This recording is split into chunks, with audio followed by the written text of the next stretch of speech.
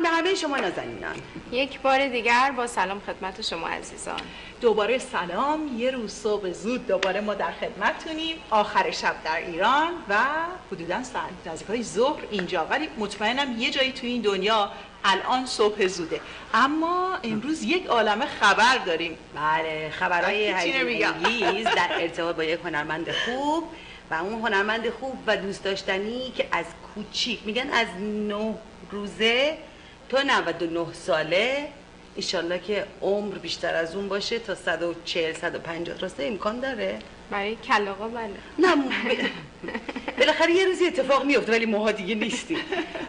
همه دوستش دارن و اون عزیز کسی نیست جز اندی. امروز تولدش هستش، به همین مناسبت هم امروزو وقت گذاشتیم فقط واسه اندی که ببینیم اصلا اندی از کجا شروع کرده، اندی چی کار میکنه.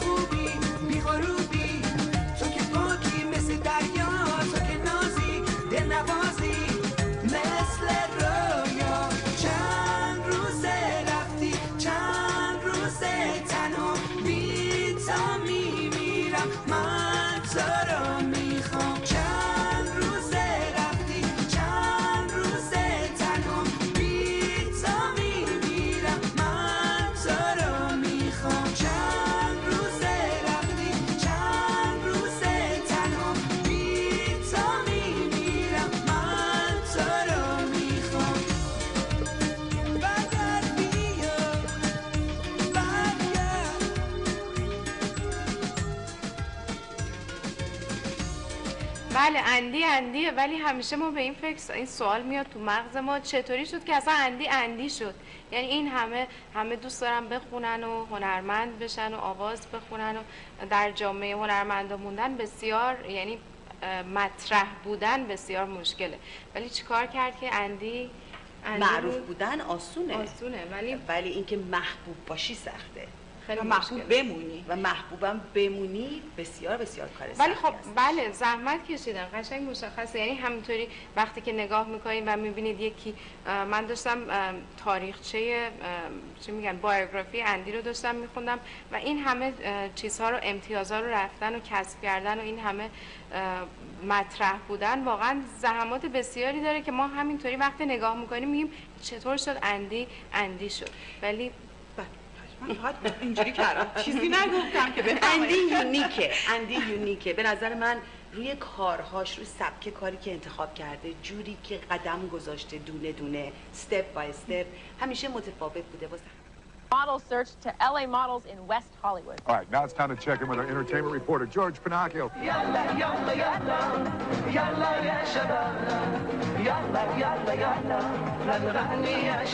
He's promoted as the Prince of Persian music, and music critics are calling him the Ricky Martin of the Middle East. The artist, known as Andy, is an exile from Iran who's made LA his home.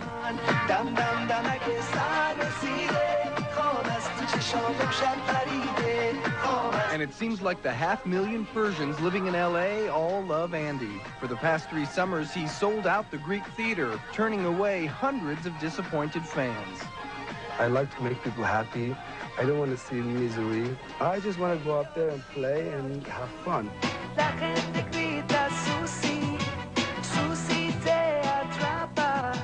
His music career began in Iran.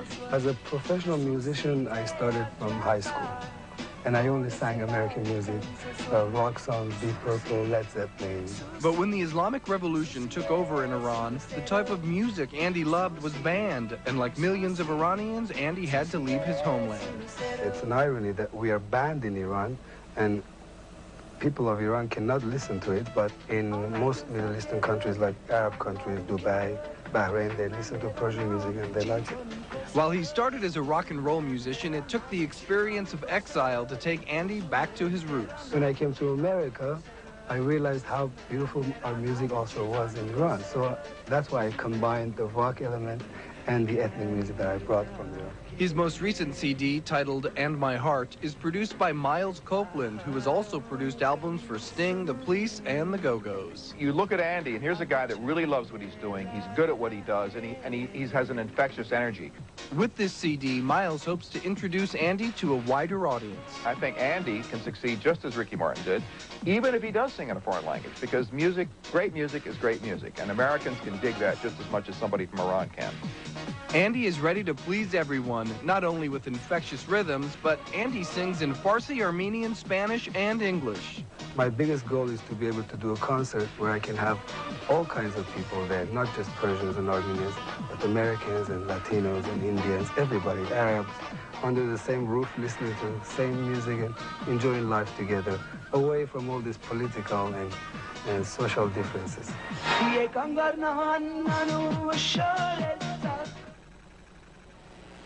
و اما باید موقعیت رو مناسب و فرصت رو غنیمت شمرد. همینجا جا داره که از مادر خدا رحمت کرده ایشون که واقعا منشأ تمام موفقیت‌های آقای اندی هستند، خانواده 9 نفره‌ای که فقط توش عشق و خنده و موزیک بوده و خودش مسبب پیشرفت‌های تک تک بچه‌ها بودن، از ایشون یک بار دیگه قدردانی کرد و روحشون شاد، روح این مادر عزیز. بله، پرنس آف پرژیا، یادتون نره برنامه‌ای که ملاحظه می‌کردی که از برنامه‌های بسیار بسیار معروفی بود که از کانال‌های تلویزیون آمریکا پخش میشد، آیان الی، که از اندی صحبت میکرد و میگفتن به عنوان ریکی مارتین میدلیست بهش لقب داده بودن و بعدش شد پرنس آف پرژیا و واقعا این افتخاره وقتی آدم میبینه که هنرمند کشور خودش انگار ما فکر کنیم خودمون توی آیان الی بودیم. واقعا نه فقط آره دقیقاً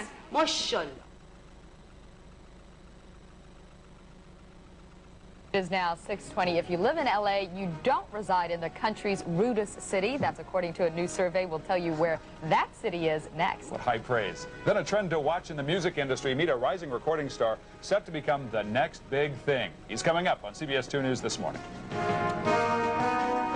In May, CBS 2 News brought you a month of stories to help improve your life. Right.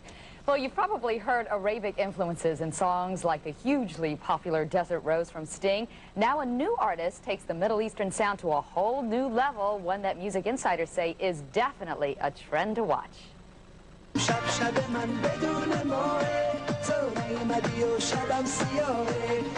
He's called the Prince of Persian music, and he's known as the most bootlegged artist in his home country of Iran, where his songs are banned for being too sexy. Now his unique sounds are catching the ears of fans right here in the U.S. My biggest